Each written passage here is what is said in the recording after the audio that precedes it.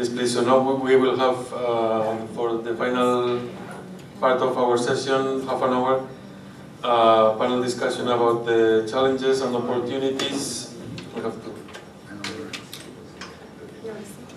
of using a geoheritage approach to reaching conservation goals. And Roger will be the facilitator.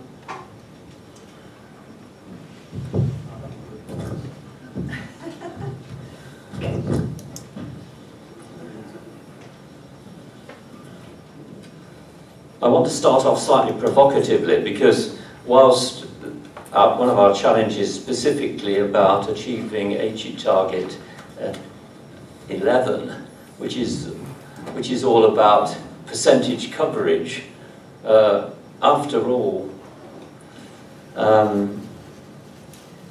whole importance of protected areas is that they're there forever and that they are managed effectively. And what we're talking about here is to add another component into that management layer. So making sure that we have a much more integrated approach in the way that we're looking at the description of these areas and the management of these areas. And I think in our GeoHeritage Specialist group, we are particularly keen to hear from park managers who don't have a geological or geomorphological background. Well, what sort of ways can we help you to address some of the underpinning issues which Vic has so beautifully demonstrated from the work in Western Australia?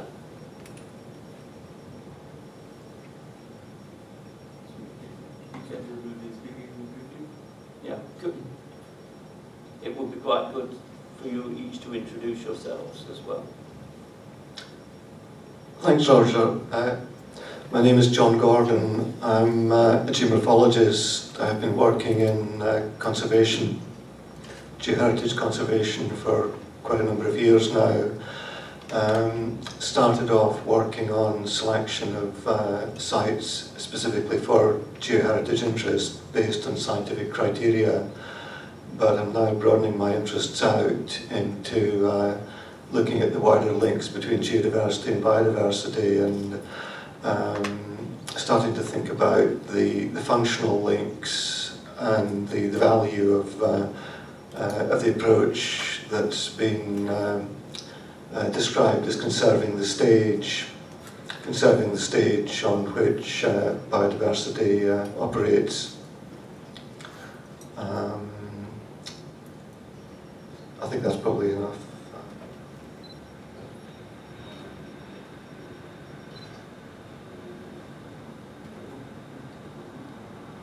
My name is Kyung-Sik Woo. I'm from Korea, and I'm chairing the GeoHeritage Specialist Group in the IUCN-WCPA. And I just talk a little bit about the group for a few minutes. Before I do that, I really we all feel a lot of responsibility for the comments by the Canadian colleague about the geoheritage management and conservation. And you know, a long time ago, I had an experience that we happened to visit one valley, and in one valley there's two sides, and the vegetation is completely different, and nobody knew, you know, what's going on. And there's a very simple answer, and there's a fault line, and you have a completely different rock on both sides. That's why you have a different soil and you have a different vegetation. So, I mean, for one thing, you know, it's very important to understand to protect biodiversity, you know, and based on geodiversity concept. But you know, the purpose of our group is not just for that. You know, we are going to pursue the whole geoconservation of all geoheritage in the whole world, not just related to the biodiversity. And before I introduce a little bit about our group, I have just a few comments on the general geoconservation. And I think one of the most important thing is increasing public awareness of the significance of geoheritage. And I think this can be only carried out by the proper education of local residents who actually live on that significant sites, including local school, elementary education, and maybe the park rangers, working for the area, or and also it can be carried out by the proper geotourism, so the people who are actually coming to that site and let them understand the significance of the geoheritages. Also this conservation of geoheritage should be carried out by the proper monitoring system by the park rangers. But you should realize that there is no general common rule of monitoring indicators. You have to develop your own geological indicators for your own sites, because caves are different from mountains. So there are a couple of complicated methods for the development of geological monitoring indicators. I'm going to Roger. Can I introduce the group later on? Yes, sir. Yeah. So at the end, I'll probably say a little bit more about the geoheritage specialist group. Hi, I'm Armstrong Osborne. I'm from Sydney Uni. I've been studying caves for about 40 years and working in geoheritage for about 30 years in New South Wales, mainly for the Geological Society and other things.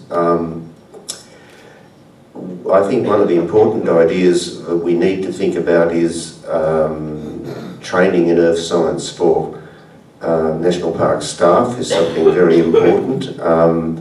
Something like 10 years ago we managed to get the New South Wales National Park Act changed to give the Park Authority power to conserve and manage geoheritage, which it didn't originally have. And since then some things have happened, but not a lot, and that's a pity. I think it's also important to realise that many sites that have geoheritage significance have other significance as well. So we were looking at the Nika crystals, and everybody thinks, oh wow, they're amazing crystals. That's also an incredibly important site for microbiology. A whole lot of very strange archaeobacteria were found in there, and NASA is funding that research because they're hoping it helps with Martians. So you wouldn't think about that, but cave bugs actually are of interest to NASA, and they're funding research on it. So things that we think are about one thing often turn out to be about multiple things. Many of our cave sites in Eastern Australia are also vertebrate fossil sites and also invertebrate fossil sites, and have unique vegetation and biota and etc, etc, etc. So you can get a whole lot of things coming together at some places, and then some other places are just like you're saying with the Burgess Shale, they're uniquely for a particular thing. But we need to keep in mind that there may well be other things there we're missing. And I think that's a very important point. As I've introduced myself before, Margaret Brox, I introduced myself as the chair of the Standing Committee for Geological Heritage for the GSA, but for the purpose of this panel I'm wearing a different hat. I'm the Community Liaison Officer for the Wetlands Research Association in Western Australia, and together with Vic Semeniuk and other members of our association, we work with community groups in teaching them to understand their natural assets and how to monitor them. We continually see community groups come to us who have found there's been a change in the water quality of their wetlands, or a change in vegetation, or developments that are planned that they think will impact on their bushland area. So we work with community groups on a multidisciplinary level, usually in advance of a development, so that they can monitor vegetation, they can monitor water table levels, and we can do an assessment of geoheritage in the area in terms of its values, and so that they have the tools they need for management. So over time they can get grant funding, and they have a level of awareness and a sense of place of where they live and what the environmental impacts will be on their natural assets. Vic Semeniuk, multiple hats.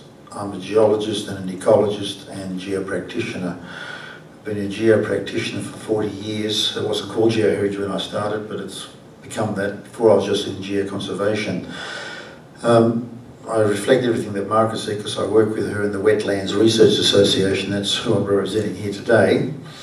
Our particular discussion today for this session is the challenges and opportunities in using a geoheritage approach, we could say geoheritage/geodiversity approach in reaching conservation goals.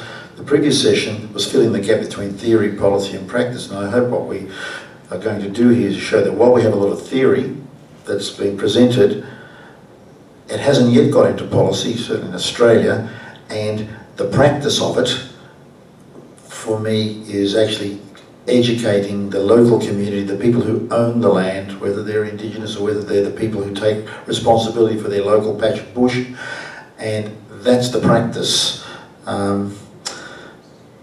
You would have seen a slide a number of times I put up as a cross-section of dynamics of water going through an area with a cheniere or a spit, a cluvial fan, alluvial fan, and so forth.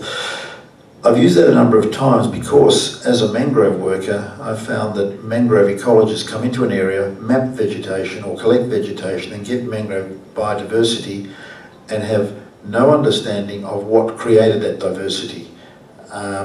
They don't go, they're not sampling in a habitat-oriented way, and when the maps come out, and particularly if they use absence, presence rather than numbers, there are maps produced of mangrove assemblages in which two assemblages that might be just a species dominated, like Avicennia dominated, one area versus another, different substrates, different water dynamics, but the plant has colonised that area as a species, but has different reproductive strategies and different physiognomy. And I've emphasised the micro-scale habitat features of an area that makes plants respond, and the principles that are amplified in the mangrove area or coastal zone, I've seen everywhere else over the 40 years as an ecologist, present every other area, maybe in a diminished scale or diminished way, but it's the same principles over and over again. So in this situation, we're sitting here at this panel, the challenges and opportunities are that we use a geoheritage/geodiversity approach to reach conservation goals.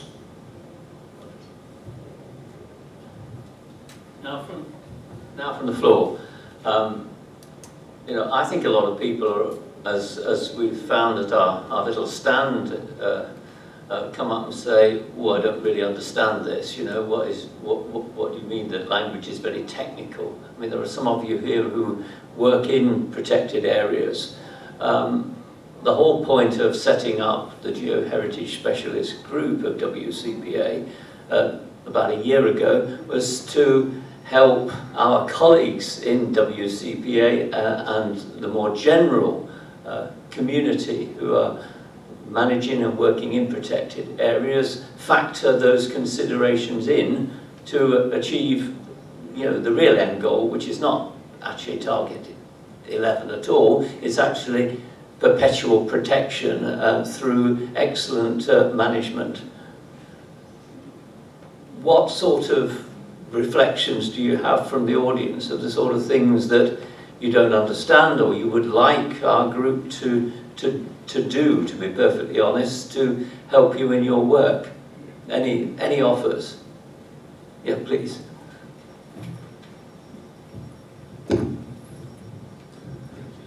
Before you kick me out? No, you're not getting out. Well, when I go back home, I'll have a lot of people to convince. And by the way, I'm a huge supporter. I'm a geologist, but I've been working with biologists for half my career. Now I'm retired, so I don't care anymore. So I need to go back with a message from this group, from IUCN, from WCPA, that tells the different communities, scientific communities in Canada, that yes, we're going to start counting your sites as contributing to the conservation effort for the world in view of reaching Aichi Target 11. So one thing I would be looking for from this group is some guidance as to, okay, what's in, what's out, how far do you want to cast your net, how narrow do you want to keep it? So a bit of a scoping exercise to point us in the right direction. If I'm successful, I'll be able to add several sites and a lot of area to the conservation database that I manage, and that we can then feed into the WDPA.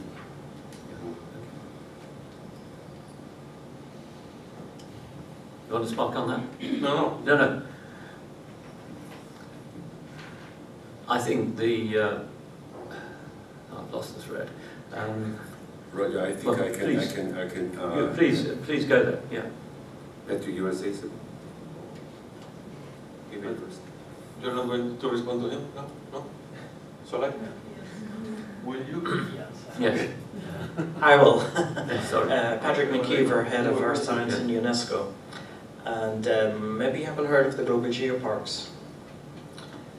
Yeah, the global geoparks are basically areas of international value in terms of their geoheritage. And the geoparks are adopting a holistic approach to geoconservation.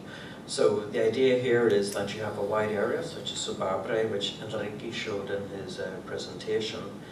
This entire area is a geopark, but within a global geopark, all the important sites in terms of their geoheritage interest must be conserved under national or regional law. Just 2 months ago in Canada, the Tumbler Ridge area of British Columbia was declared a global geopark, and the provincial government of British Columbia, as a response to that, are instigating new laws specifically for geological heritage sites within the province. The same has happened in New Brunswick regarding the Stonehammer Global Geopark. The same is happening in countries such as Uruguay, in Indonesia, places where there was no regulation in terms of geological heritage. This is now happening. So in a way, the global geoparks, although themselves de facto are not protected areas, the whole area, they are actually doing exactly what the title says, using diversity to reach geoconservation goals. I just two other related take-home messages. It's ironic that this organisation that is over 60 years old and calls itself Nature Conservation International has focused really on biodiversity conservation, and what we're trying to do is to redress that. And I think that's an important take-home message as well. It's an important message to our colleagues. If you go to the Commission on Ecosystem Management, they understand all of that because they are thinking about the whole system. We're trying to get our colleagues in WCPA to do the same. So it's trying to not throw out biodiversity, but to tilt the balance so that we have this integrated approach, which was beautifully illustrated by Margaret and Vic's work in Western Australia, and also by what Enrique was saying from the Pyrenees. And if we therefore sort of take it to that higher level, if we're talking about the overall concept of ecosystem services, you can't look at the biotic without looking at the abiotic, because they're fundamental. I don't need to tell you that, but I'm just sort of re-emphasizing those take-home messages. And I think the more we have the earth science input into our deliberations, from a scientific point of view and a practitioner's point of view, the more that will help. And therefore input from people like yourselves who have got the earth science background but also worked in ecology will be extraordinarily helpful. And that's why we'll be looking to expand and broaden the membership of the Geoheritage Specialist Group. If I may say something, you were asking for some basic principles that you can bring back to Canada to allow for this to be considered. And actually, this is the first time that this book on management of protected areas will include, thanks to Rogers and John, that you were going to mention this? I was going to mention about that book. Okay. So that's one thing, and then there's also, we are preparing best practice guidelines to be considered in this, but this is still to be, because there's so many cases, so many case studies from all over the world that we need to select and the best ones, and also mistakes that have been done, that so that you learn also from the mistakes and things like that. Let me add a little bit about Erika's comments. I have. Actually, the book, ebook dealing with the protected area governance and management will be published next February. It's in the final editing stage, and it was edited by Graham Morris, the NWCPA, and the mostly compiled and written by these two gentlemen for the geoheritage chapter. But the importance of this book is this is the first geoheritage chapter in IUCN book, as far as I know. And I was told that it's over 2,000 pages or something. The whole book. 1,000. 1,000. It is an e-book. But the summary will be published in the World Parks magazine, and this gentleman, actually wrote an article about that. And another thing is we had a meeting, yesterday that that book is just for about the concept about geodiversity and why we have to conserve it, what's the main governance and management system. But in 2 years, we are planning to publish one more book, which is about the real, best practice for the conservation, for geoconservation, and probably it deals with the IUCN, protected area management, protection, the categories, as well as some detailed, practices in the real field, I hope. So that will probably answer your question about that. We are doing our best, not just for the geodiversity link with the biodiversity, but we are trying to cover the whole areas of geoheritage, and we are trying to provide you the proper management guideline and the basic concept for geoconservation and maybe geoeducation and geotourism, as well as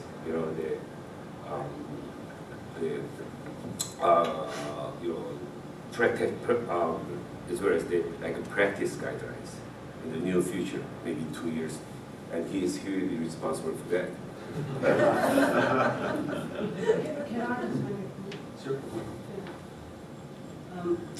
Hello, my name is Anne Polina. I'm a biophysical and social science, but most important, I'm an Indigenous person. And when we look at these sorts of areas around the world, what we see is the most diversity is happening on Indigenous people's lands and waters. And what are we protecting these amazing icons for? It's for people and a sense of place and value. And so one of the things I'm looking at in all of this is most of us are working in a conflict paradigm, not a cooperative one. And I think some of the very interesting work that is coming out is around earth jurisprudence, and that the earth as a living organism does have rights. So these are the things that are happening at an international level. But one of the things I want to give a plea for in terms of the work, in terms of best practice, is to look at Indigenous case studies around the world, because what we are doing is preserving these amazing places for humanity. And I think if we're going to start to have a conversation around protecting these places, we need to identify and respect the cultural values. And one of the things I said yesterday is I've just published a report last year with a group of other Indigenous scientists to say that traditional ecological knowledge is Indigenous science. It's thousands of years of not only observation, but applied research of living with the land in harmony and coexistence. So I'm very excited to have been in a space with eminent scholars and practitioners and critical thinkers. But what I'm giving a plea for is that when we're doing this, and Roger did mention it, we need to start to open our worldview in terms of management and recognise that, one, we need to get the baseline data so that people know what are the existing assets. The second point is that we need to put people in planning. So I just think this has been amazing 2 days, and this has definitely been worth my coming. But what I'm saying to the IUCN, especially in terms of best practice, is that there are Indigenous case studies around the world where many eminent people can learn from, because as Indigenous people, we are custodians of the land and water, and we are protecting it not just for now, for future generations. So our investment is passionate, and we are really relying on this thing about transdisciplinary approach, because it's many different worldviews, many different sciences. It's that collective wisdom that can take this forward. So I'm very excited to have been in the space for the last 24, 48 hours. But what I'm saying is that in terms of best practice, we need to be capturing the Indigenous models of land and water management in terms of how we protect these amazing things, because we are doing this for humanity. Thank you. Any final comments from the panel? You can get the last word. Okay. In a moment.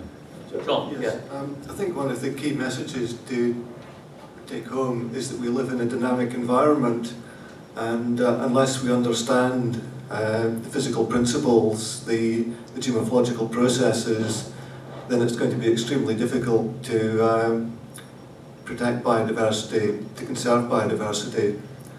And this has implications for things like protected area management, protected area design and planning, restoration of protected areas, restoration of damaged areas. We need to understand the functional links between geodiversity and biodiversity, and that conserving geodiversity does at the same time involve conserving biodiversity. Just going back to the point that geodiversity provides the stage for biodiversity, and if we can protect the stage, then that's a way of helping to secure biodiversity in a changing and dynamic world. Okay. Margaret, please. Yes, and building on what John's just said, that we need to have an understanding of at different scales, so impacts that happen a long way away upstream from the area we're conserving can flow on downstream to local. So we need to look at a regional scale in terms of managing a multidisciplinary approach, and not just what's happening in the conservation area. So in reaching conservation goals, we need a multidisciplinary approach, and we also need to look at the bigger picture. So in terms of challenges and opportunities, thinking that the report is going to rush off to the conclusions of Stream 1 pronto, we're saying, well, there are lots of opportunities. The greatest opportunity is the fact of the change in the definition and the recognition of geodiversity and the further work that's been done. And there is a lot of material there. People like Margaret with the toolkit that she's developed, for instance, we've summarised all of that in the chapter in the e-book, and there's a shorter summary in the current edition of Parks.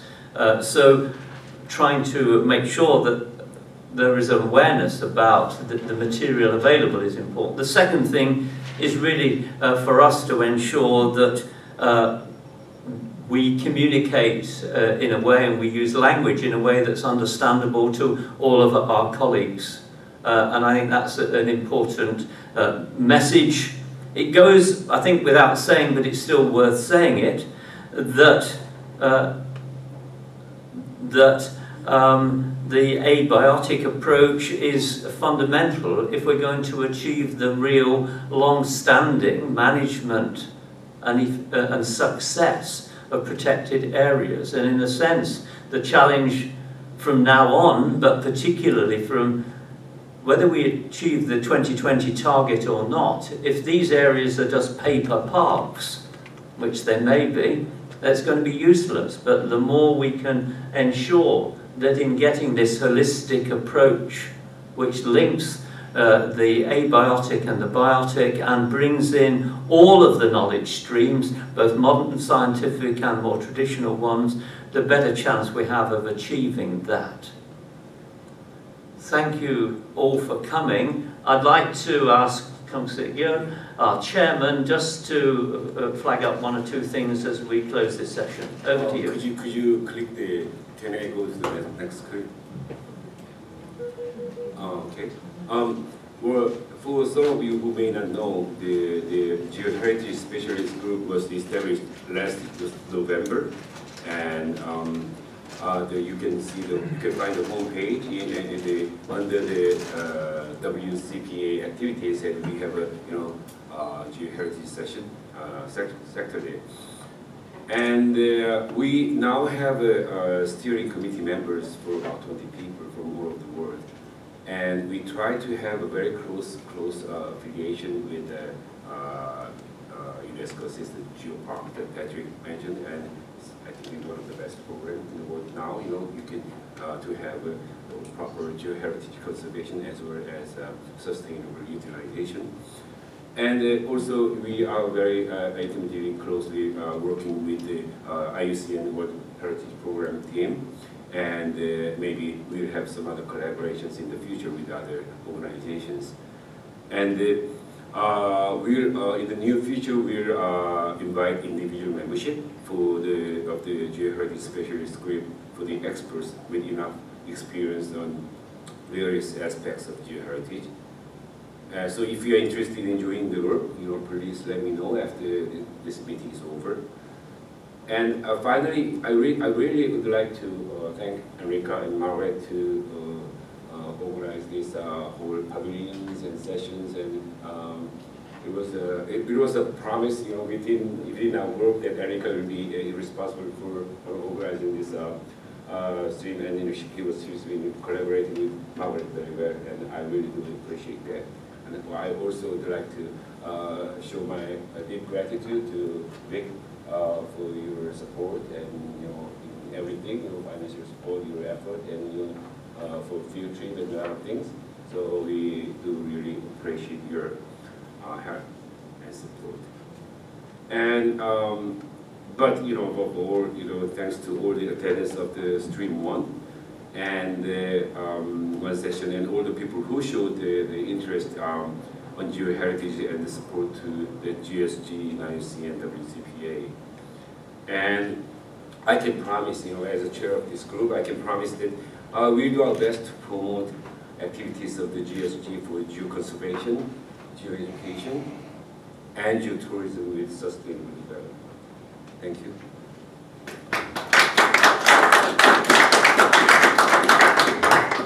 Well, thank you everybody, and I think this is it for the session for today. Thank you for the rapporteur for your job. How can we get to know your conclusions? I go now and orally report to the stream leaders, but maybe Margaret wants to send them an email as well. It's always good if it comes from two directions. Okay. But it was very clear, thank you. Okay, thank you very much.